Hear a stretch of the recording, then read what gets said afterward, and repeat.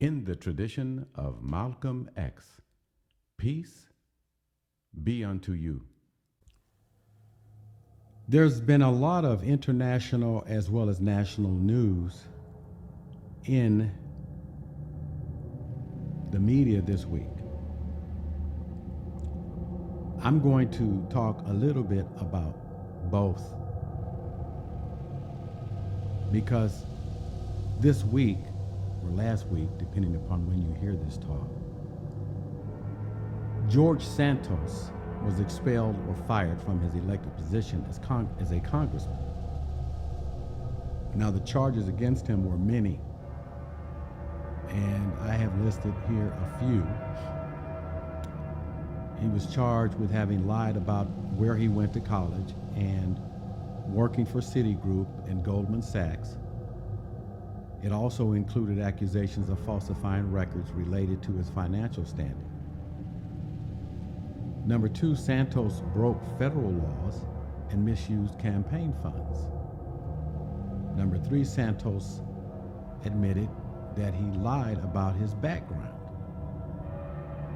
Number four, the congressional hearing alleged that Santos concealed sources of his 2022 congressional campaign, falsified reports on his 2022 campaign spending, and illegally used campaign funds for personal expenses. So the House Ethics Committee released its report concluding that there is substantial evidence that Representative Santos violated federal criminal laws. Now, that's extremely serious contention. Santos is the sixth congressman to be expelled by Congress in its history. Now, imagine a Congress full of congressmen and women identical to George Santos. What do you think legislation would be like? What kind of legislation do you think would be churned out by Congress if that were the case? How dysfunctional do you think the United States government would become at all levels? How disconnected do you think government would be from the American people? Now ask yourself a few more questions. Why did nearly all congressmen and women vote to give Ukraine over 100 billion taxpayer dollars in armaments a year ago to fight a war with Russia, which the United States government contrived to cause in the first place? Despite the fact that there was an attempt to resolve the differences between Russia and Ukraine, which was preempted by our government, the United States. In other words, Ukraine was motivated to fight an unnecessary war which it could not win, if that was ever a goal. Now, some figures state that over 300,000 Ukrainian soldiers are dead. They have old men fighting in their army, and they have depleted their population. Their fertility rate is down to 1.3.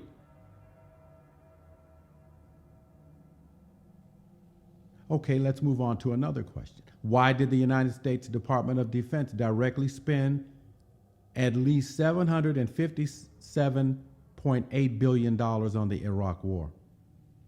A nation which did not attack nor pose any threat to the United States. The answer, in my opinion, is they did so because that is what Israel wanted the United States to do.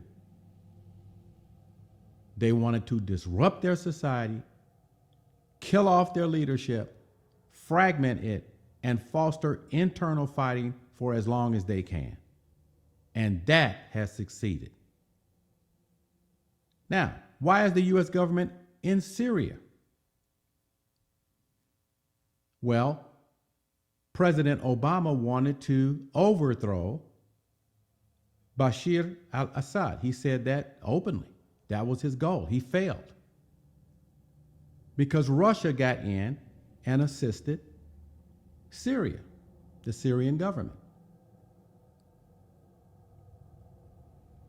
But the United States has remained in Syria, particularly in East Syria, and that poses another question. Why is the United States still in Syria? Answer, because Israel wants it to be in Syria. Because Israel wants Syria obliterated, dysfunctional forever. Now, why did the United States and NATO allies destroy Libya? Because Israel wanted NATO to destroy Libya. Benjamin Netanyahu,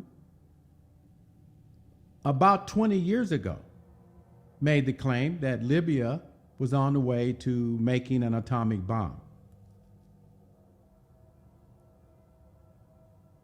And so that was one red flag which was used to incite the American public to rationalize or justify NATO's total destruction of the Libyan society. To this day, why did the United States government waste more than $2.3 trillion fighting in Afghanistan and then abandon billions of dollars of its military equipment in Afghanistan when it pulled out of the country? Because the plan is that in the future, Israel wants the United States to use Afghanistan as a hammer to attack Iran with those weapons, just as Ukraine is used to attack Russia. Why did every congressman and woman, except one, just this past week in November, vote for and pass House Resolution 888, reaffirming the state of Israel's right to exist? And why did it equate speech against Israel as anti-Semitic? That is, why did it equate anti-Semitic speech with anti-Zionism speech? Zionism is an ideology. It's not an ethnic identity. That despite the truth that Israel supported white supremacist apartheid South Africa from its inception in 1948. So it's okay for Israel to support blatantly white supremacy, racism in South Africa, and through the duration of the apartheid regime. And yet our Congress has equated an ideology with an ethnic identity. Why is the American-Israeli Political Action Committee allowed to give over $100 million to individuals to run against progressive incumbents, particularly minority African American, Arab, Somali congresspersons? The answer is so that Israel can manipulate congressional voting to make laws and policies that are solely in the interest of Israel, to get rid of any progressive political orientations, any orientations that do not align with what Israel wants the American public to be brainwashed with. Because even in the media, I'm sure you've noticed, newscasters have been fired or replaced, put on leave, because they're Arab. And they ask good questions of their guests about Israeli policies and the killing of children. Over 6,000 children by their indiscriminate bombing in North Gaza. Now, the effect of all of that is that a political action committee is taking over our government by virtue of a Supreme Court decision which allows political action committees called PACs to have ways to give unlimited amounts of money to candidates. The cumulative effect shall be that one day we shall have no government. I mean, there's going to be a building there, there's going to be people there, but it won't be our government. So what then our status as citizens? If we do not control the national purse, if we do not control the process of voting, and why has the United States given over to Israel 100 bunker buster bombs to kill civilians or women and children now in southern Gaza? Bunker buster bombs that weigh about 2,000 pounds were used during World War II to destroy underground industrial facilities operated by the Nazis. It was never intended for use on civilians. Now, while at the same time, Anthony Blinken faces the world and on mainstream media saying to the American public that, there should be a pause in the fighting, the bombing should be more discriminate with respect to who gets killed. This is all actually absurd. It's nonsense.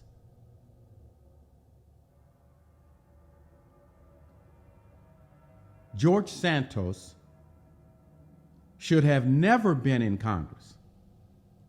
So now I'm back on George Santos. But the political system is designed to promote his kind of personality. The truth is that he is more or less an extreme representation or is symptomatic of the kinds of conniving people that go to Congress all the time. He's an extreme, but he is representative of what happens there when people like that get in Congress. His colleagues were extremely embarrassed by his very presence. He stood out like a circus clown with a big red rubber ball on his nose. The fact is, he was a mirror in which congresspersons could see the clownish ugliness of their true selves. They're all liars. And you see, politicians are hypocritical by nature. They never stand on unalterable truths. That is one of the pillars of their political relativism. There are no truths. There are no right and wrong. There's what works to promote their interests. All of them are George Santos by nature. And like George Santos's body odor, their hypocrisy smells like shit 24/7. It's not that Israel doesn't have a right to exist. The problem is that Israel was born with a birth defect, and that defect is Zionism. And every time Benjamin Netanyahu or a member of his Likud party makes their way on the floor to any rostrum to speak in any microphone to the public, listen closely. Because if you do, you will hear the sticky slime. and see its trail as it sheds from their bodies when they slither forward to spew their Zionist lies. And be careful. Be very careful not to touch them, because their slime will stick on you and never come off. I am Dr. Stephen Nur Ahmed. Peace be unto you.